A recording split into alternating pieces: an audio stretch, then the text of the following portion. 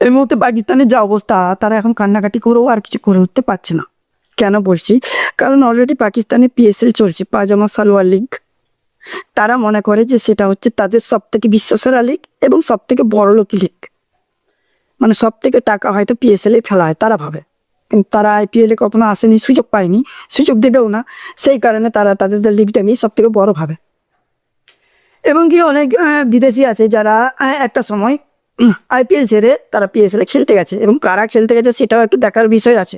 তারা মনে মনে ভাবে যে আইপিএল ছেড়ে দিয়ে আমাদের কাছে এসছে মানে বিরাট ব্যাপার, তা না। আসল কারণটা হচ্ছে তারা জানে, যারা ছেড়ে গেছে তারা জানে যে আমাদেরকে আইপিএল এতে কিন্তু আর সুযোগ দেবে না।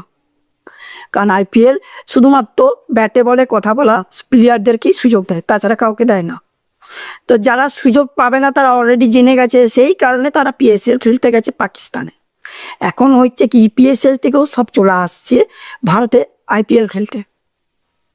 কারণটা হচ্ছে আরও একটা সব থেকে বড় কারণ, এই মুহূর্তে অস্ট্রেলিয়া ক্রিকেট বোর্ড তাদের যেসব সিনিয়র প্লেয়াররা আছে তারা পিএসএল এ খেলার নাম দিছিল, পিএসএল এ নাম দিয়েছিল তারা যে আমরা পিএসএল খেলতে যাব, এবং তারাই নাম দিয়েছিল, তারা আইপিএল এর সুযোগ পায়নি। এবং সব থেকে দেখার বিষয় যে অস্ট্রেলিয়া ক্রিকেট বোর্ড তারা নিজেরা অস্ট্রেলিয়ার ক্রিকেটারদেরকে মানা করে দিয়েছে যে তোমরা পাকিস্তানে পিএসএল খেলতে যেও না, আমরা তোমাদের কোনো দায়িত্ব নিতে পারবো না। এই মুহূর্তে পাকিস্তান আর আফগানিস্তানের মধ্যে একটা যুদ্ধ শুরু হয়ে গেছে। পাকিস্তান অলরেডি আফগানিস্তানকে আক্রমণ করেছে, এবং আফগানিস্তান যে ছেড়ে দিবে সে আশাটা করবেন না, কারণ আফগানিস্তান অলরেডি একটা হুঁশিয়ারি দিয়ে দিয়েছে স্টেডিয়ামগুলো কিন্তু ফাঁকা পড়ে রাখবেন, যে কোনো মুহূর্তে যা কিছু হয়ে যেতে পারে। তারা অলরেডি একটা থ্রেট দিয়ে দিয়েছে যে এরকম কিছু হতে পারে।